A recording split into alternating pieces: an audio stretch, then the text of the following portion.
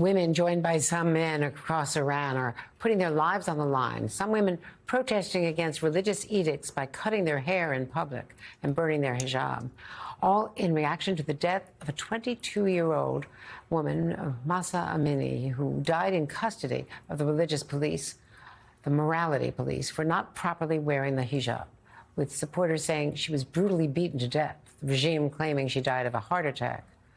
All this as Iran's President Raisi was supposed to have his first television interview in the U.S. while here to address the United Nations. It never happened. According to veteran CNN journalist Christiane Amanpour, at the last moment, aides to the president of Iran asked her to wear a headscarf for the interview. An aide to Raisi telling her because of the, quote, situation in Iran. Well, Amanpour refused, tweeting a picture of herself sitting without the headscarf facing an empty chair. She said afterward that she wears the required attire, of course, when doing interviews in Iran, in their country, but not here in the U.S. And joining me now is Masih Alinejad. Masih is an Iranian-American journalist and activist who's lived here in the States, I think, around 7 years. And you have your own experience of being targeted by the regime. Tell me about, first, your reaction to what's going on, the protests, which are so extraordinary. You've been in touch with people back in Iran. First of all, I want to use the opportunity when you showed Christiane Amanpour's photo sitting in front of empty chair. This is our life. If we don't cover ourselves, we are not going to receive anything. From the age of 7, everything is empty. We get kicked out from school. We get kicked out from our job. We won't be able to exist, to live inside our own homeland if we don't cover ourselves. So Christiane Amanpour actually said that she wears hijab in Iran, but right now Iranian women are resisting. And not right now, for years and years, Iranian women have been resisting compulsory hijab. My heart is broken because Mahsa Amini was not even unveiled. A little bit of her hair was visible. Can you believe that? I repeat myself. A bit of hair actually is the result that Mahsa was murdered by morality police. Not only me, millions of Iranians are angry. I've been talking to mothers, fathers. They relate to her story. They say that it could have happened to their daughters. And they are right.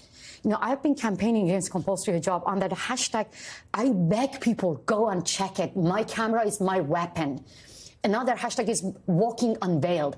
This is an answer to Ebrahim Raisi, which says that we didn't kill her. We're doing an investigation. You will see that women filming morality police for years and years, how they've been beaten up in the streets.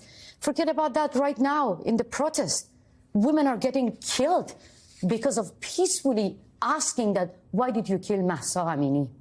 Now, Masih, would you think that this is revolutionary? Because, I mean, the numbers are extraordinary. Our correspondent there says he's never seen anything like it. But we saw in 2009 how the Green Revolution was really eradicated, suppressed. That's different. First of all, I have to say that since the revolution, because after the Islamic Revolution, there was a massive protest where women were waving their headscarf.